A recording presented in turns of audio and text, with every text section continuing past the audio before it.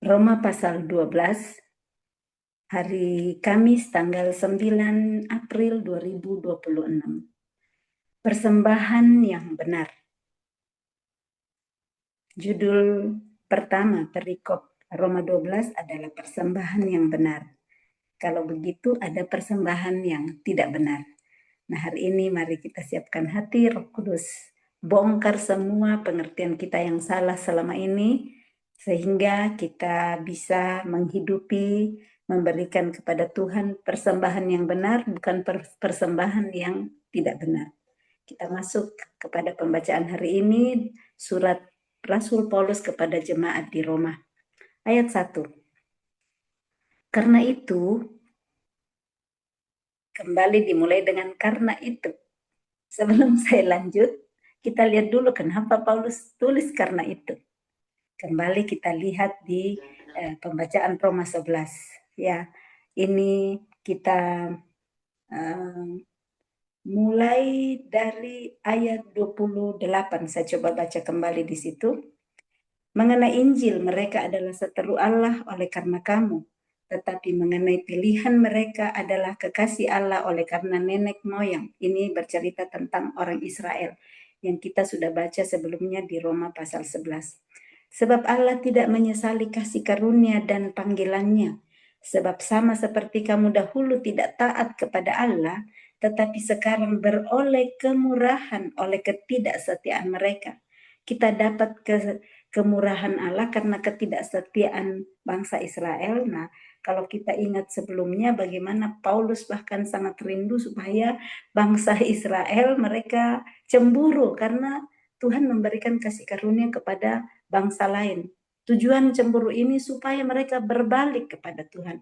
Bukan cemburu dan malah menghancurkan bangsa lain, tetapi supaya mereka datang berbalik lagi kepada Tuhan. Nah, kemurahan ini yang kita sudah peroleh akibat ketidaktaatan mereka. Nah, tapi jangan kita malah bersyukur saat kepada hal itu. Kita mendoakan. Itu kan yang kita sudah baca kemarin. Kalau yang belum baca Roma 11, kami ada rekamannya, bisa ikutin di Roma pasal 11.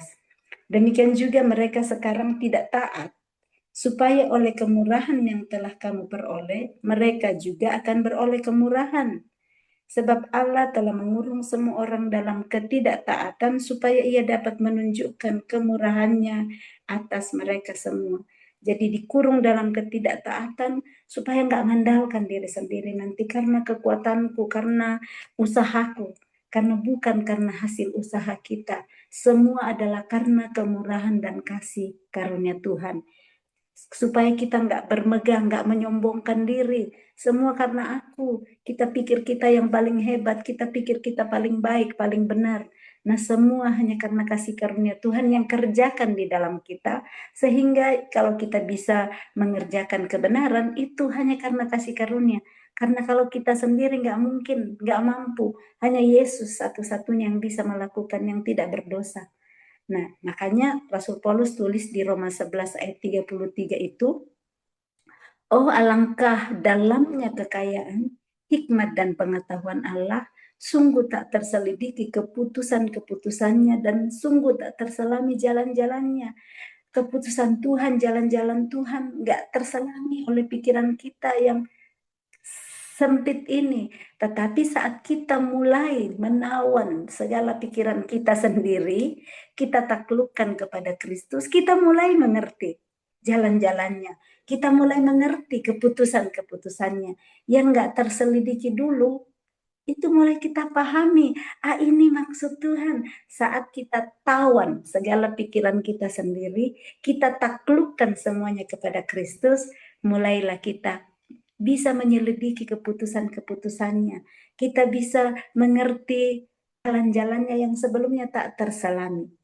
Jadi Tuhan dengan kemurahannya bisa memberikan pengertian itu saat kita matikan semua dalam diri kita. Tawan semua kehendak kita sendiri, pikiran kita, perasaan kita, semua takluk kepada Kristus.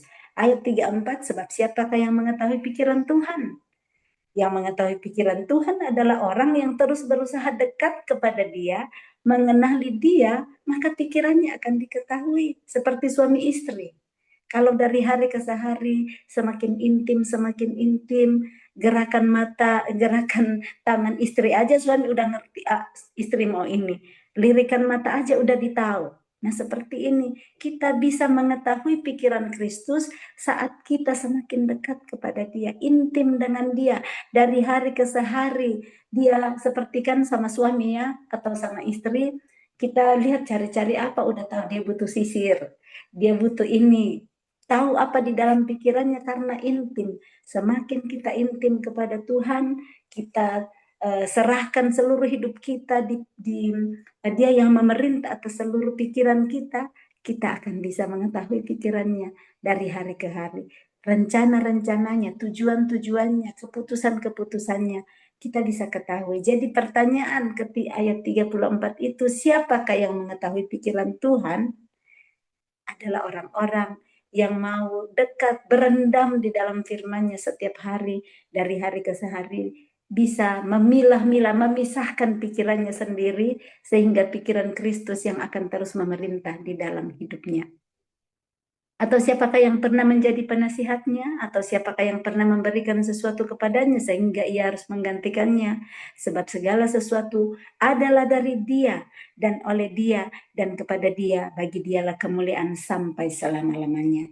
Pikiran Kristus akan menuntun untuk mengetahui pikiran Elohim bahwa segala sesuatu adalah dari Dia. Kekayaan yang dipunya hari ini, kepintaran, jabatan, keluarga, semua adalah dari Dia dan oleh Dia dan kepada Dia. Bagi Dialah kemuliaan sampai selama-lamanya. Semua karena kemurahannya, semua karena kasih karunia-Nya. Apa yang kita punya hari ini, apa yang kita hidupi hari ini, segala sesuatunya adalah dari Dia. Sadar dari Dia, kita tahu oleh Dia, dan nanti kepada Dia. Bagi Dialah kemuliaan sampai selama-lamanya. Kenapa Paulus tulis di Roma 12 ayat 1? Karena itu.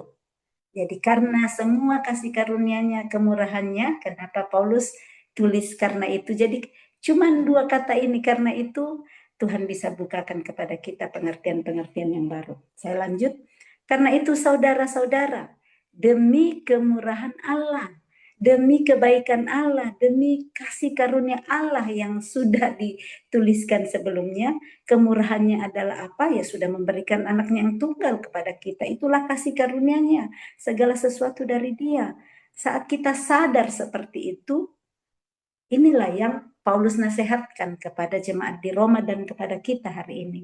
Demi kemurahan Allah, demi kasih karunia Allah, demi kebaikan Allah, semua yang itu disebut kemurahan Allah, aku menasihatkan kamu. Jadi berdasarkan kasih karunia, berdasarkan kemurahan Allah, Paulus menasihatkan jemaat di Roma.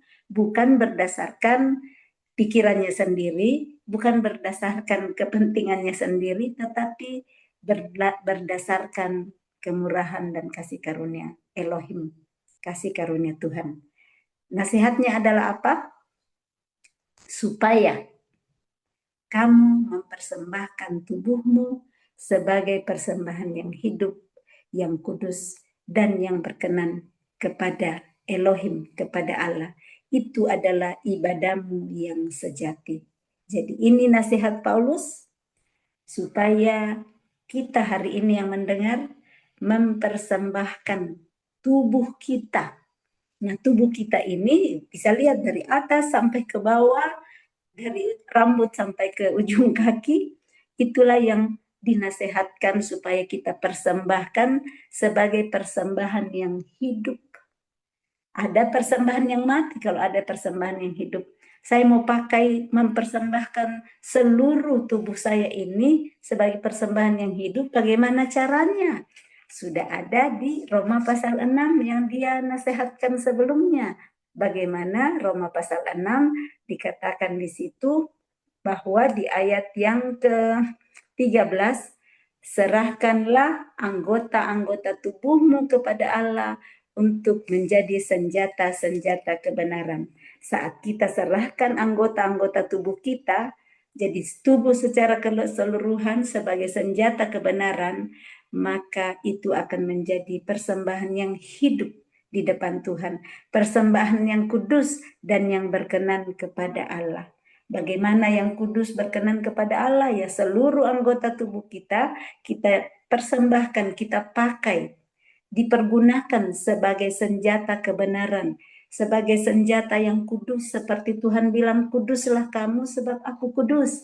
Nah, kalau kita pakai mulut kita cuma untuk mencaci maki sesama atau mencaci maki diri sendiri, maka sudah tidak menjadi persembahan yang kudus lagi.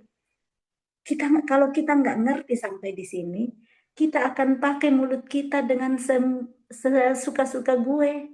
Pakai ini kan mulut saya, baru mulut ya, belum lagi mata, belum lagi telinga, belum lagi tangan, belum lagi kaki. Karena ini nasihat Paulus, seluruh anggota tubuh kita. Kita mulai satu aja, mulut. Mulut, Tuhan mau kita pakai mulut kita untuk memuliakan Dia. Tetapi malah kita pakai untuk mencaci maki, menghina sesama atau menghina diri sendiri. Di sini bukan persembahan hidup, tapi sudah persembahan mati. Telinga kita cuma pakai senang dengar gosip, senang dengar cerita-cerita jelek tentang orang lain. Pakai telinga kita sebagai persembahan yang hidup. Dengarlah firman Tuhan setiap hari. Pertajam pendengaran kita. Supaya apa? Nantinya pendengaran kita masuk dalam hati menimbulkan iman. Supaya kita persembahkan sebagai persembahan yang hidup. Saat iman muncul, bangkit dalam diri kita, akan membuat mulut kita memperkatakan yang baik. Jadi bekerja sama segala anggota tubuh untuk nantinya dipersembahkan sebagai persembahan yang hidup. Bagaimana mulut mengeluarkan kata-kata yang tidak baik karena mata cuma nyenter, cuma fokus kepada kejelekan pasangan, kepada kejelekan orang tua, kepada kejelekan rekan kerja, kepada kejelekan anak. Mata lihat, bekerja samalah nanti mulai dipikirkan, mulut mulai lagi keluar karena pikir jelek. Ini suamiku menyesali kenapa menikah sama orang ini. Nantinya membanding-bandingkan terus dengan pasangan orang lain. Oh, dia lebih bagus, suaminya lebih ini, belum tahu. Aslinya di dalam rumah setiap hari orang-orang juga mengalami hal yang lain. Kita cuma lihat kulit luar, kita cuma lihat rumput di rumah tetangga lebih hijau daripada rumput di halaman kita sendiri. Jadi pakai mata untuk melihat seperti Kristus melihat. Apa yang saya bisa puji di pasanganku, apa yang saya bisa puji di anak-anakku, apa yang bisa saya puji di rekan kerjaku, apa yang saya bisa puji di saudaraku, di iparku, di siapapun yang Tuhan bawa. Dimulai dari mata. Jadi ada mata, telinga, mulut, hidung, tangan, kaki. Nanti akan melangkah, kita akan kerjakan seperti apa yang dinasihatkan Paulus ini, persembahkan tubuh sebagai persembahan yang hidup, yang kudus, yang nantinya berkenan kepada Allah. Karena kita mau memberi persembahan supaya berkenan kepada Allah kan, kepada Tuhan. Nah, apa gunanya memberi persembahan tapi nggak dikenan oleh Tuhan? Nah, ada juga di firman yang lain bahwa Tuhan bilang bahwa persembahan yang kukehendaki adalah ucapan syukur. Jadi kita kadang berpikir, ya saya kan sudah mempersembahkan banyak sekali uangku. Mempersembahkan uang dengan pikiran kotor, dengan pikiran saya persembahkan biar saya dipuji. Saya nomor satu di antara yang memberi persembahan lain. Nggak akan berkenan kepada Tuhan. Mazmur 50 ayat 23 mengatakan, siapa yang mempersembahkan syukur kepada sebagai korban, ia memuliakan aku. Kita bersyukur dengan apa? Dengan mulut. Bagaimana supaya mulut mengeluarkan syukur? Saat pikiran memikir-mikirkan seperti Kristus, pikir yang baik. Bagaimana berpikir yang baik? Pakai mata melihat yang baik, pakai telinga mendengar yang baik, supaya pikiran dipenuhi dengan semua yang baik, yang benar, yang mulia, yang adil, yang suci dan suci, yang disebut kebajikan dan patut dipuji, akan keluarlah ucapan syukur. Dan Tuhan berkata, siapa yang mempersembahkan syukur sebagai korban, ia memuliakan aku. Artinya, dia berkenan saat kita memuliakan dia, artinya dia berkenan kepada persembahan seperti itu. Jadi, persembahkanlah syukur sebagai korban. Kita memberikan uang kita, memberikan materi sebagai persembahan, itu adalah aksi, bagian daripada ucapan syukur. Kalau kita nggak bersyukur dalam hati, kita bisa memberi persembahan, tapi dengan jengkel, dengan terpaksa. Dimulai dengan mempersembahkan anggota tubuh kita sebagai senjata kebenaran, dipakai untuk senjata kebenaran, dan itu akan menjadi ibadah kita yang sejati. Ayat yang kedua, janganlah kamu menjadi serupa dengan dunia ini, tetapi berubahlah oleh pembaharuan budimu, sehingga kamu dapat membedakan manakah kehendak Allah, apa yang baik, yang berkenan kepada Allah, dan yang sempurna. Dimulai dengan kata janganlah, larangan. Larangan dari Rasul Paulus kepada jemaat di Roma dan kepada kita hari ini, janganlah kamu menjadi serupa. Berarti ada yang diikutin menjadi serupa, kita copy apa yang sama dengan dunia ini. Nah, ini dilarang oleh Paulus, janganlah kamu menjadi serupa dengan dunia ini. Jadi apa yang dari dunia, kan kadang dunia bilang, ya kan tetangga juga bikin gitu, nggak apa-apa dengan saya. Orang lain juga bikin.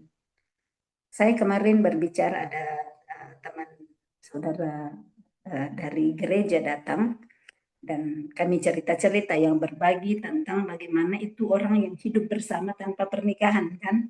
Orang yang hidup bersama tanpa menikah, dan itu orang percaya. Sudah orang percaya tapi kok hidup bersama tanpa menikah. Nah, dikatakan, iya, kan orang lain juga di sekitar, orang percaya yang lain juga hidup lakukan begitu. Nah, kurang lebih seperti ini. Jangan menjadi serupa dengan dunia ini. Orang percaya lain, namanya orang percaya. Tetapi orang percaya ini lakukan firman Tuhan enggak? Jadi jangan ambil contoh itu, dia orang percaya tapi hidup bersama loh. Makanya bisa juga hidup bersama, karena dia orang percaya, orang gereja. Saya bilang sama dia, orang percaya apapun, pendeta yang paling tinggi pun masternya, tapi kalau dia memberikan teladan yang tidak seperti firman, saya mau ikut firman. Saya mau menyenangkan Tuhan. Maksudnya dalam cerita itu kemarin ya. Jadi artinya di sini, jangan kita serupa dengan dunia. Dunia bisa saja sama orang gereja, namanya orang gereja, orang percaya, tetapi dia lakukan yang tidak mempersembahkan tubuhnya sebagai persembahan yang hidup, yang kudus. Yang kudus adalah hidup bersama setelah diberkati oleh Tuhan. Bukan mempersatukan diri sendiri tanpa diberkati, hidup bersama tanpa diberkati oleh Tuhan. Nah, karena melihat orang percaya lain, janganlah kita menjadi orang percaya yang dilihat orang lain dan dicontoh, padahal kita salah. Kita orang percaya sibuk dengan rokok kita, ngisap rokok kita, orang percaya lain akan bilang, dia kan bagi firman, dia kan itu, dan dia rokok, makanya saya juga rokok. Dia juga hidup bersama, padahal dia bagi firman. Ini jangan kita menjadi serupa dengan dunia. Baiklah dunia yang mencontoh kita. Saat kita dikatakan saya orang percaya, kita terus-menerus melatih diri kita untuk diubah. Makanya di sini dikatakan, tetapi berubahlah. Artinya ada yang diubah dalam diri kita. Sebelum kita tahu kebenaran mungkin merokok.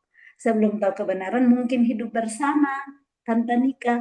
Tapi setelah tahu kebenaran bahwa tidak serupa, menjadi serupa dunia, menjadi berubah, mengubahkan dari merokok, saya tahu kebenaran, saya tinggalkan rokok. Dari hidup bersama tanpa nikah, tinggalkan, berani tinggalkan. Dari pakai mulut selama ini, cuma mencaci maki, tinggalkan. Ini yang namanya berubah. Berubahlah oleh pembaharuan budimu. Untuk berubah dimulai dengan pikiran dulu yang diubahkan. Saat budi kita diubahkan, yang lain-lain akan diubahkan. Segala tindakan kita akan diubahkan. Sehingga kamu dapat membedakan. Perlu tahu membedakan mana kehendak Allah. Kalau nggak tahu bedakan, kita akan bilang, ya nggak apa-apa. Itu orang Kristen kok rajin sekali ke gereja. Rajin sekali ikut persekutuan. Lihat buah dari hidupnya. Bukan kerajinannya yang dilihat. Bukan semua ayat-ayat Alkitab yang keluar dari mulutnya. Lihat buah hidupnya. Apakah hidup menurut segala ketetapanku, kata firman Tuhan. Yehezkiel 36 ayat 27. Apakah dia menghidupi yang Tuhan bilang, rohku akan kuberikan diam di dalam batinmu dan aku akan membuat engkau hidup menurut segala ketetapanku. Ketetapannya ya hidup kudus. Kudus nggak kalau kita bakar mulut kita dengan rokok? Kalau hidup bersama tanpa pernikahan? Oke, mungkin dulu sebelum tahu kebenaran, tidak kudus, hidup bersama dengan orang lain atau ada free sex sebelumnya. Itu yang namanya Tuhan mati di kayu salib untuk yang berdosa. Yesus bilang, aku datang bukan untuk orang yang sehat, tetapi orang yang sakit. Jadi jangan kita menuduh orang lain, kita pikir kita bersih. Lihatlah diri kita sendiri dulu. Dulu sebelum aku menerima anugerah Tuhan. Sebelum Yesus mati bagiku, aku orang yang paling hina dari semua. Paulus bilang aku yang paling hina dari semua. Tetapi karena anugerah, jadi kita sudah dipulihkan dulu. Oke, saya lakukan semua ini. Mungkin ada yang hidup bersama dulu nggak nikah. Mungkin ada yang free sex. Mungkin semua-semua. Tapi dengan kasih karunia Tuhan sudah ampuni. Jangan lagi hidup di situ. Berubahlah oleh pembaruan budimu. Dan di sanalah kita bisa bedakan. Sudah bisa membedakan mana kehendak Allah.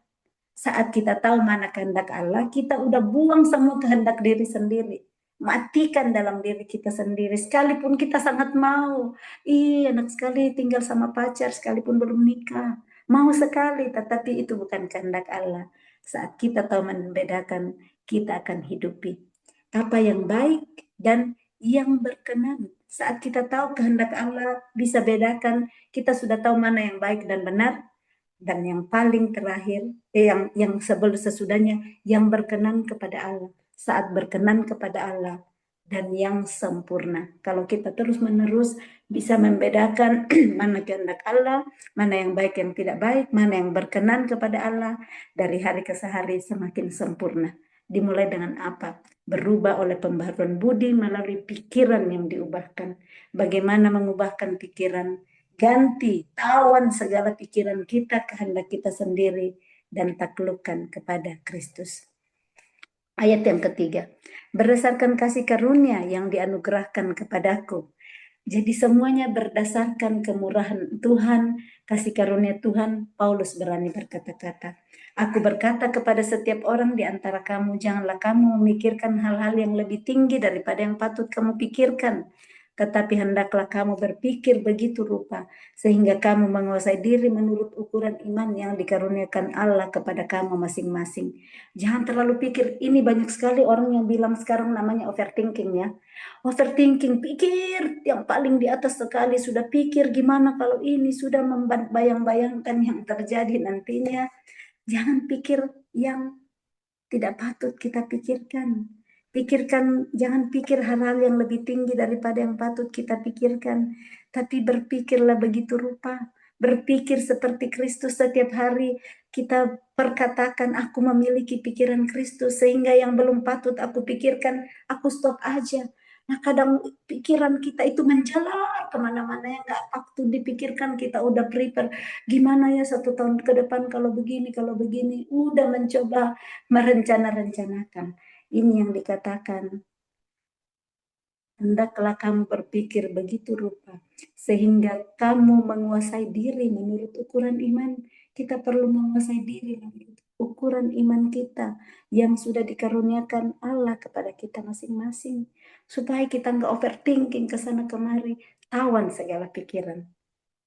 Bagaimana cara mengalahkan overthinking? Setiap hari perkatakan 1 Korintus 2 ayat 16b. Aku memiliki pikiran Kristus. 2 Korintus 10 ayat 5b. Aku tawan segala pikiranku dan taklukkan kepada Kristus. So, yang overthinking selama ini tahu bagaimana jalan menyembuhkan overthinking. Yang berikut, ayat 4. Sebab sama seperti satu tubuh kita mempunyai banyak anggota, tetapi tidak semua anggota itu mempunyai tugas yang sama. Demikian juga kita, walaupun banyak adalah satu tubuh di dalam Kristus, tetapi kita masing-masing adalah anggota yang seorang terhadap yang lain. Demikianlah kita mempunyai karunia yang berlain-lainan menurut kasih karunia yang dianugerahkan kepada kita. Jika karunia itu adalah untuk bernubuat, baiklah kita melakukannya sesuai dengan iman kita. Jadi masing-masing kita mempunyai karunia yang berlain-lainan, beda satu dengan yang lain. Nah, kita perlu fokus untuk melihat karunia apa yang Tuhan berikan pada diri kita. Tapi kita paling seringnya saya bilang sebelumnya, lihat di orang lain, karunia orang lain, saya mau lakukan seperti itu. Nah, apakah saudara seperti itu juga? Kita lihat karunia orang lain, kita mau seperti itu. Nah, mulailah saat kita terus fokus untuk berubah sesuai dengan pembaharuan budi setiap hari, kita akan semakin ngerti mana karunia yang Tuhan percayakan buat saya. Karunia yang mana supaya kita fokus di sana dan kita kerjakan. Kalau karunia kita jadi tangan, ya jadilah tangan, jangan mau jadi kaki. Kalau karunia kita menjadi mulut, jangan jadi mata, seperti anggota tubuh. Nah, ini yang dikatakan jika karunia untuk melayani, baiklah kita melayani. Ada yang bernubuat, ada yang melayani. Jika karunia untuk mengajar, baiklah kita mengajar. Jika karunia untuk menasihati, baiklah kita menasihati. Jadi kalau karunia untuk melayani, jangan pergi menasihati. Kalau karunia untuk mengajar, jangan pergi untuk bernubuat. Jadi masing-masing di sini maksudnya ya, ditekankan di sini jika karunia untuk bernubuat, baiklah kita lakukan sesuai dengan iman. Siapa yang membagi-bagikan sesuatu, hendaklah ia melakukannya dengan hati yang ikhlas. Siapa yang memberi pimpinan, hendaklah ia melakukannya dengan rajin. Siapa yang menunjukkan kemurahan, hendaklah ia melakukannya dengan sukacita. Jadi setiap bagian karunia yang Tuhan berikan kepada kita, itu yang kita kerjakan dengan ikhlas, dengan rajin, dengan kemurahan, dengan sukacita. Jangan dengan paksa. Jangan bersungut-sungut. Kita lakukan karena sungut-sungut. Saya mau jadi kaki tapi saya jadi tangan. Saya nggak suka di bagianku seperti ini. Mari kita dengan rendah hati menerima karunia yang Tuhan sudah berikan kepada kita dan kita asah di sana karunianya, semakin diasah dari hari ke hari, sehingga karunia itu semakin sempurna dan semakin baik untuk kemuliaan Tuhan. Nasihat untuk hidup dalam kasih, ayat 9. Hendaklah kasih itu jangan pura-pura, jauhilah yang jahat dan lakukanlah yang baik. Kasih itu jangan pura-pura. Paulus tahu di sini ada kasih yang pura-pura, hanya cari kepentingan diri sendiri, hanya supaya dipuji orang. Jadi kasih yang sempurna itu adalah yang dilakukan dengan tidak pura-pura, yang dilakukan dengan tulus. Nah, hari ini kita kenali hati kita, kita mengasihi teman, apakah karena kita butuh, kalau saya kasih dia nanti aku dapat untung juga, no. Ini teman ini katanya dia banyak duit, aku bisa dapat duit. Atau saya baik sama dia supaya saya juga berteman sama temannya. Ada banyak udang di balik batu kalau kita pura-pura. Jadi mari hari ini kita bongkar topeng-topeng yang selama ini kita pakai dengan bentuk kasih, padahal kepura-puraan di dalam. Ini bakar semua api kepura-puraan di dalam hati kita, supaya kasih yang Tuhan berikan dalam hidup kita, dia sudah kasihi kita, supaya kita mengasihi sesama dengan tulus, dengan tidak ada lagi kepura-puraan di sana. Jauhilah yang jahat dan lakukanlah yang baik. Supaya kita tidak hidup dalam kejahatan, kita perlu menjauhi, jangan makin dekat. Kalau sudah tahu di sana jahat, malah makin dekat-dekat-dekat. Kalau di sana tahu saya masih belum bisa untuk tahan diri, ya jangan dekatin ke sana. Kalau dulunya perokok, jangan dekat-dekat sama orang yang merokok, nanti ketarik lagi. Jauhilah. Kalau orang yang suka selingkuh, jangan jalan sama orang suka selingkuh, nanti ketarik. Udah tahu, jaga diri, lakukan yang baik. Hendaklah kamu saling mengasihi sebagai saudara dan saling mendahului dalam memberi hormat. Kata saling di sini, ada dua orang, nggak satu orang itu saling. Ada lebih dari satu orang. Kata hendaklah di sini itu hendaklah, haruslah ya, haruslah, lakukanlah, saling mengasihi dan saling mendahului dalam memberi hormat. Kadang orang nggak mau mendahului, memberi hormat, menunggu yang lain dulu menghormati, menunggu yang lain dulu menghubungi. Ya, menghubungi dulu. Saya kan lebih tua. Saya lebih duluan tiba di kota ini. Kan ngapain saya yang duluan untuk menyapa dia? Mari kita yang duluan mendahului, memberi hormat, menyapa orang lain. Janganlah hendaknya kerajinanmu kendor. Biarlah rohmu menyala-nyala dan layanilah Tuhan. Paulus tahu bahwa kerajinan bisa menjadi kendor. Kenapa kerajinan kendor? Karena banyaknya ujian dalam kehidupan. Mungkin gak lihat hasil dari usaha, membuat kerajinan menjadi kendor. Kadang kita sudah menggebu-gebu tetapi lihat gak ada hasil, bisa kendor kerajinan. Ini Paulus semangatin lagi. Janganlah hendaknya kerajinanmu kendor. Biarlah rohmu menyala-nyala dan layanilah Tuhan. Supaya roh terus menyala-nyala, supaya mau terus melayani Tuhan, dekatlah terus kepada sumber roh itu, yaitu Roh Kudus yang menyala-nyala dalam diri kita supaya terus diaktifkan. Karena semakin kita menjauh dari sumber api, api kita akan mati. Tapi semakin kita taruh kayu kita di api yang sementara menyala, kayu kita juga akan menyala. Ikut menyala. Jadi jangan menjauh dari kasih karunia. Jangan menjauh dari dia, dari Tuhan. Jangan menjauh dari saudara seiman yang saudara tahu menghidupi firman. Kita bisa bilang, saya bersama dengan saudara seiman yang rajin ke gereja, dia berbuang enggak? Dia hidupi firman enggak? Itu intinya. Jangan kita bilang, saya dekat komunitas ini, komunitas yang menghidupi firman enggak? Kita perlu tahu memilih kemana saya mau menggabungkan diriku, kemana saya mau hidup, membawa apiku, kayu hidupku, supaya kayu hidupku tinggal terus menyala-nyala. Saya harus tinggal sama api yang ada terus nyalanya, bukan api yang sudah padam atau redup. Dan layanilah Tuhan. Ayat 12, bersukacitalah dalam pengharapan, sabarlah dalam kesesakan, dan bertekunlah dalam doa. Dalam pengharapan, menunggu apa yang kita harapkan, Tuhan bilang bersukacitalah. Jadi di dalam pengharapan kita yang ada, mari terus bersukacita. Jangan dalam pengharapan terus nangis-nangis terus, berharap tetapi nggak bersukacita. Nah Tuhan bilang bersukacitalah. Karena Tuhan maka dia akan memberikan apa yang diinginkan hatimu. Yang diinginkan hati adalah pengharapan kan. Kita berharap sama ini yang Mazmur 37 ayat 4 tuliskan Daud bilang. Bersukacitalah karena Tuhan. Maka dia akan memberikan apa yang diinginkan hatimu. Paulus katakan di sini bersukacitalah dalam pengharapan. Jangan terus bersedih hati, ngeluh-ngeluh. Ada harapan tetapi beda. Perlu bersukacita. Ini kunci saat kita menunggu semua yang kita rindukan, apa yang diinginkan hati kita. Mari kita bersukacita karena Tuhan. Sabar dalam kesesakan bisa membuat orang menyerah. Kita menyerah saat kita dalam kesesakan, dalam ujian. Sudah bertahun-tahun nih saya sesak, saya menyerah. Orang menyerah dalam kesesakan. Sudah 1 tahun, 2 tahun, 5 tahun, 9 tahun, 10 tahun, 15 tahun. Menyerah di sana karena sesak. Ini Paulus tahu di situ, makanya dia bilang sabarlah dalam kesesakan.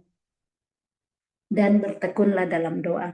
Udah doa, saya udah lama doakan suamiku, belum berubah-ubah sampai hari ini. Saya doakan anak-anakku, belum berubah saat ini. Sudah bertahun-tahun. Bertekunlah dalam doa. Teruslah berdoa sampai Tuhan menyatakan mujizatnya terjadi di dalam kehidupan orang yang kita rindukan didoakan. Dan doakan diri sendiri untuk Tuhan ubahkan saya. Ubahkan saya sesuai dengan kehendak-Mu. Ayat 13, bantulah dalam kekurangan orang-orang kudus dan usahakanlah dirimu untuk selalu memberikan tumpangan. Membantu dalam kekurangan orang-orang kudus, tapi tetap perlu cerdik, tulus, dan waspada. Ada orang yang kita justru bantu supaya nggak ngandalin kita, nggak ngandalin manusia. Ada orang yang gampang aja hubungin kita minta uang. Mereka minta uang, minta uang, minta uang. Kita nggak bantu kalau seperti itu. Mereka ngandalin kita. Biar mereka ngandalin Tuhan. Tuhan yang mereka cari, bukan kita yang dicari. Dan mereka akan lihat bagaimana kemurahan Tuhan datang saat nggak ngandalin lagi manusia. Usahakan diri selalu memberi tumpangan. Ini juga jangan sampai kita salah ngerti. Memberikan tumpangan, semua orang dibukakan pintu rumah, padahal Tuhan nggak suruh. Rumah kita adalah rumah Tuhan. Rumah Tuhan, kita tanya dia, ini orang ini engkau mau untuk dibukakan pintu untuk diberi tumpangan. Karena aku hanya pengurus rumah, engkau yang punya rumah. Aku harus tanya, ada nih Tuhan, apakah engkau mau? Silahkan Tuhan yang berperkara, yang berkuasa seperti ini. Jangan bilang ini. Tuhan bilang, Paulus bilang di sini, usahakanlah dirimu untuk selalu memberikan tumpangan. Usahakan supaya Tuhan yang memerintah, supaya kita tahu kepada siapa. Kalau ada yang Tuhan mau kita berikan tumpangan, segera siap. Saya cuma pengurus rumah, bukakan pintu. Jangan kita mempertahankan atau memaksakan masuk tanpa tanya kepada tuan rumahnya. Berkatilah siapa yang menganiaya kamu, berkatilah dan jangan mengutuk. Ini Pak, seperti pengajaran Yesus ya, memberkati orang yang menganiaya, berkati dan jangan mengutuk. Sebaliknya yang sering terjadi dilakukan adalah malah mengutuk orang yang menganiaya, malah menganiaya balik, bahkan menganiaya lebih lagi sama orang yang menganiaya kita. Bikin kebalikannya ya. Jadi yang dengar firman ini dan ketawa-ketawain dirinya sendiri, ingat, aku pernah ada di sana, tapi aku mau berubah oleh pembaharuan budiku karena aku dengar firman hari ini. Itulah namanya orang yang pakai the power of rendah hati. Saat mendengar firman yang mengajari, menyatakan kesalahan, untuk mau memperbaiki kelakuan, untuk hidup dalam kebenaran, segera lakukan apa yang firman ajarkan hari ini. Berkati. Kalau selama ini menganiaya balik, berkati, doakan, atau kalau boleh bawakan sesuatu, berikan sesuatu yang sangat tidak mau kita berikan kepada orang itu. Itu cara Tuhan Yesus membuat kita berbuah. Berbuah untuk melakukan seperti yang Tuhan mau. Bersukacitalah dengan orang yang bersukacita dan menangislah dengan orang yang menangis. Kadang orang datang cerita dengan sukacita, kita malah tindis kembali, ngapain itu cerita biasa aja kok sudah seperti itu.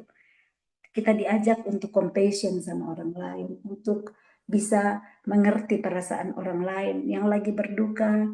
Ya, baik kita memberi telinga kita, memeluk dia, berduka cita, menangis dengan orang menangis, bersuka cita dengan orang yang bersuka cita. Kita matikan dalam diri kita yang nggak mau lakukan sukacita karena kita lagi sedih, tapi ada orang datang bersukacita, ya baiklah kita bersukacita dengan mereka. Hendaklah kamu sehati sepikir dalam hidupmu bersama. Janganlah kamu memikirkan perkara-perkara yang tinggi, tetapi arahkanlah dirimu kepada perkara-perkara yang sederhana. Janganlah menganggap dirimu pandai. Ini kembali overthinking, seperti di ayat yang ketiga tadi, ya, jangan memikirkan perkara-perkara yang tinggi. Arahkan diri kita kepada perkara yang sederhana.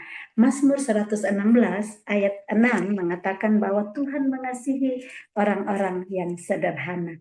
Jadi orang sederhana adalah orang yang berpikir sederhana, yang tidak memikirkan semua-semua yang di atas. Tuhan memelihara orang-orang sederhana. Mazmur 116 ayat 6. Jadi dimulai dengan berpikir yang mengarahkan diri kita kepada perkara-perkara yang sederhana, dan Tuhan memelihara orang-orang yang sederhana. Jangan menganggap diri pandai, jangan sombong merasa lebih dari orang lain. Ayat 17, janganlah membalas kejahatan dengan kejahatan. Sama tadi yang di ayat yang ke-14 ya, berkatilah orang yang menganiaya kamu dan jangan mengutuk. Jangan membalas kejahatan dengan kejahatan. Yang sering dilakukan adalah membalas kejahatan dengan kejahatan, membalas yang baik dengan baik. Kalau dia baik sama saya lebih baik lagi 10 kali. Tapi kalau dia jahat sama saya bisa lebih jahat juga 10 kali. Itu yang dunia lakukan. Tetapi sudah ada nasihat Paulus di ayat 2, janganlah kamu menjadi serupa dengan dunia. Yang saya mau lakukan adalah yang dikatakan di sini, janganlah membalas kejahatan dengan kejahatan. Kalau dia jahat kepada saya mau balas dengan kebaikan. Kalau dia baik kepada saya juga baik. tetapi bukan karena orang baik saya mau baik. Justru kalau orang tidak baik dan kita baik, itu kita bisa melakukan perintah Tuhan. Yesus sendiri pernah bilang waktu di khotbah di bukit, kalau orang baik sama kamu dan kamu melakukan kebaikan, apa bedanya kamu dengan orang-orang dunia? Mereka juga lakukan kok. Yang Tuhan mau kita berbeda. Kita hidup berbeda. Orang jahatin kita, kita baik kepada orang itu. Jangan membalas kejahatan dengan kejahatan. Kita akan baca di ayat 21 nanti, kalahkanlah kejahatan dengan kebaikan. Lakukanlah apa yang baik bagi semua orang. Jangan cuma berbuat baik sama orang yang baik sama kita, tetapi kepada semua orang. Orang yang baik atau orang yang jahat kepada kita, lakukan terus yang baik. Ini inti dari kata lakukanlah apa yang baik bagi semua orang. Jangan cuma baik sama teman-teman yang baik sama kita, sama orang-orang yang baik sama kita, tetapi lakukanlah apa yang baik bagi semua orang. Dapat-dapatnya, sedapat-dapatnya, kalau bisa, kalau memungkinkan. Kalau hal itu bergantung padamu, hiduplah dalam perdamaian dengan semua orang. Ini ayat saya senang sekali untuk saya. Saya usahakan kalau masih bergantung pada saya untuk berdamai dengan semua orang. Tapi artinya kalau sudah nggak bergantung dari kita nggak bisa lagi lakukan ya. Kita udah lakukan semua tapi udah nggak bergantung lagi pada kita nggak bisa damai sama orang yang memang nggak mau sekali untuk berdamai dengan kita doakan saja. Tetapi kalau dari kita, misalnya suami mau sekali damai, masih bergantung sama kita, usahakanlah perdamaian. Tapi kalau kita yang tidak mau damai, nah itu salah kita di sana. Tetapi kalau misalnya ada pasangan yang sudah tidak mau damai dengan kita, tetap kita usahakan damai, kita doakan, kita bawa kepada Tuhan. Tuhan, Engkau tahu bagaimana rencanamu dalam hidup suami istri. Apa yang Tuhan sudah persatukan tidak boleh diceraikan oleh manusia. Aku pegang firman-Mu. Pasanganku, istriku, suamiku di sana udah nggak mau damai menurut dia. Tapi Engkau sanggup memberikan dia hati yang baru.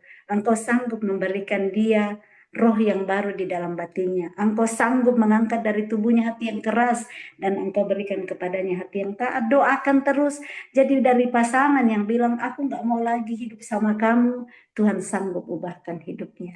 Dengan cara kita berubah, ubahkan pikiran kita, ubahkan pembaruan budi kita, dan Tuhan yang sentuh sendiri. Hidupi firman Tuhan sebagai pasangan. Hai istri, tunduk kepada suamimu, menangkan tanpa perkataan. Hai suami, kasihi istrimu, supaya hatinya yang mengeras, yang sudah berkata, aku nggak mau lagi hidup sama kamu, Tuhan sendiri yang urus nantinya.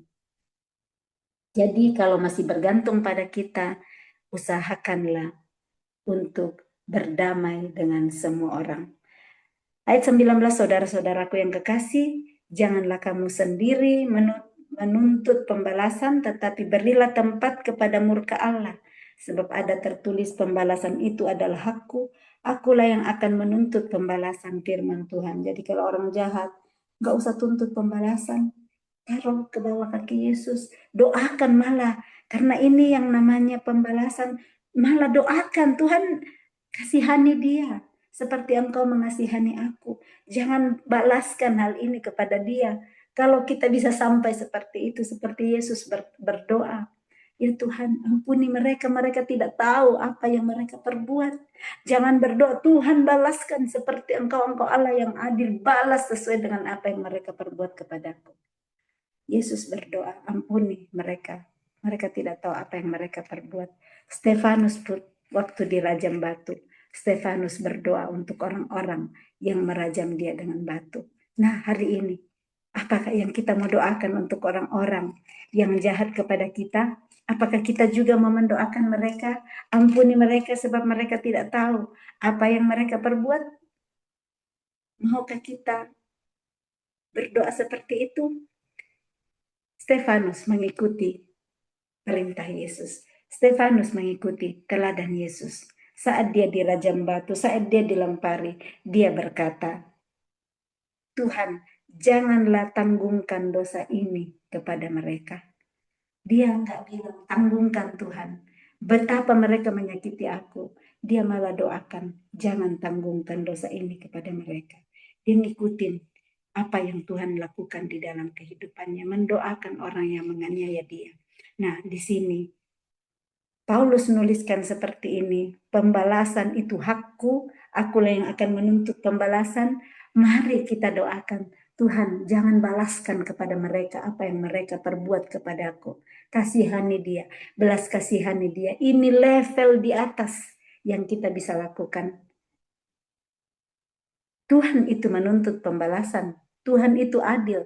Tetapi bagian kita mau nggak hatiku murni dan tulus mendoakan orang yang menganiaya aku, Tuhan. Kalau boleh, jangan balaskan apa yang dia lakukan kepadaku. Tapi berikanlah kasih karuniamu kepada orang ini.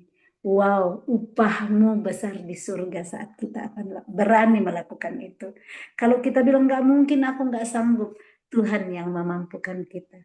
Tuhan yang mengerjakan di dalam kita baik kemauan maupun pekerjaan menurut kerelaannya. Ayat yang ke-20, tetapi jika seterumu lapar, berilah dia makan. Jika ia haus, berilah dia minum. Dengan berbuat demikian, kamu menumpukan bara api di atas kepalanya. Jadi seteru ini lawan, Tuhan bilang. Kalau Rasul Paulus menuliskan di sini, jika seterumu lapar, berilah dia makan. Jika ia haus, berilah dia minum. Nah, kadang yang dialami kalau musuh lapar, musuh mengalami masalah, malah bersyukur. Syukur deh, kamu jahatin aku, lihat tuh yang terjadi dalam hidupmu. Baru kamu tahu pembalasan dari Tuhan. Tuhan adil, semua keluar itu, ular beludak keluar dari hati lewat mulut.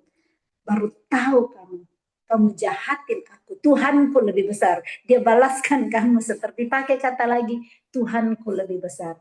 Dia balaskan seperti ini. Saat seteru kita mengalami penderitaan, justru di sana kesempatan untuk membagi kasih. Mendoakan lebih lagi, kasihani dia Tuhan. Jangan malah bersyukur kalau musuh kita mengalami kejatuhan. Kalau orang yang menjahatin kita mengalami kejatuhan, malah doakan dia. Jangan kita malah bersyukur. Ini artinya saat seterumu lapar, berilah dia makan. Jika ia haus, berilah dia minum. Dengan berbuat demikian kamu menumpukan bara api di atas kepalanya. Bara api ditaruh di kepalanya, membakar juga semua ular beludak ke dalam dirinya, biar pada keluar, supaya nantinya dia semakin dimurnikan. Jadi jangan pikir itu api di atas kepala banyak tuh bakar rambut-rambutnya semua. Tapi biar firman Tuhan, kasih yang kita tebarkan kepada orang itu akan membakar semua ketidakmurnian di dalam dirinya. Akan menolong dari yang jahatin kita, dari yang menceritakan jelek kita. Tuhan sanggup membakar itu, membersihkan, bara api menumpuk di atas kepalanya dan akan membersihkan sehingga nantinya bahkan dia yang menjadi musuh kita diperdamaikan dengan kita. Amsal 16 kita bisa baca di situ untuk lihat jika jalan orang berkenan kepada Tuhan maka dengan musuhnya pun akan diperdamaikan. Kita baca Amsal 16 ayatnya yang ke-7. Jikalau Tuhan berkenan kepada jalan seseorang, maka musuh orang itu pun didamaikannya dengan dia. Mari kita terus hidup berkenan kepada Tuhan. Berkenan bagaimana? Jika seterumu lapar, berilah dia makan. Jika ia haus, berilah dia minum. Dengan berbuat demikian, kamu menumpukan bara api di atas kepalanya. Ditumpukkan bara api, dibersihkan juga firman Tuhan yang kita hidupi. Bukan cuma kita kata-katakan, dihidupi dengan memberi dia makanan saat dia lapar, diberi minum saat dia haus. Firman Tuhan yang dihidupi itu, dia baca firman. Maka kita bisa didamaikan dengan dia. Dengan cara dia melembutkan hatinya. Bara api di atas kepala membuat hatinya lembut. Dan firman Amsal 16 ayat 7. Maka musuh kita pun didamaikan dengan kita. Ayat yang ke-21, janganlah kamu kalah terhadap kejahatan, tetapi kalahkanlah kejahatan dengan kebaikan. Jangan kalah dengan kejahatan. Orang mau jahat sama kita, jangan mau kalah. Kalahkan terus, tabur terus kasih, beri terus makanan, beri terus minum, beri kasih, doakan terus. Jangan balas dengan orang mencerita jelek kita, balas juga dengan cari semua cerita hidupnya yang jelek supaya aku bongkar di depan umum. Tulis di Facebook, tulis di status WhatsApp, tulis di Instagram, biar seluruh dunia tahu semua kejelekannya. Itu yang banyak dilakukan dunia. Jangan lakukan itu, kalahkanlah kejahatan dengan kebaikan. Jangan kamu kalah terhadap kejahatan, balaslah kejahatan dengan kebaikan. Supaya di sana Tuhan dimuliakan. Jangan katakan aku tidak sanggup, karena bersama Dia kita sanggup melakukan segala perkara. Bersama Yesus yang sudah bangkit dari antara orang mati, tidak ada satupun yang kita pikir aku nggak sanggup yang tidak bisa kita lakukan. Aku nggak sanggup ampuni. Aku nggak sanggup lawan kejahatannya dengan kebaikan. Aku nggak sanggup lakukan firman ini. Aku nggak mau bisa lakukan ini firman. Kalau kita punya the power of mau, the power of rendah hati, the power of manut, the power of rela, kita sanggup melakukan segala perkara. Seperti Daud berkata, dengan Dia, dengan Allahku, aku sanggup menghadapi gerombolan. Dengan Allahku, aku berani melompati tembok yang tinggi. Tembok tinggi apa yang ada dalam hidup kita, musuh-musuh apa yang jahatin kita, hari ini bersama dengan Yesus yang sudah bangkit dari antara orang mati. Kita sanggup lakukan segala perkara. Kita sanggup menghadapi segala yang tidak mungkin bagi kita, bagi manusia. Sanggup dilakukan. Karena bagi Allah tidak ada yang mustahil dan tidak ada yang mustahil bagi orang yang percaya. Salam kasih. Tuhan Yesus memberkati. Shalom.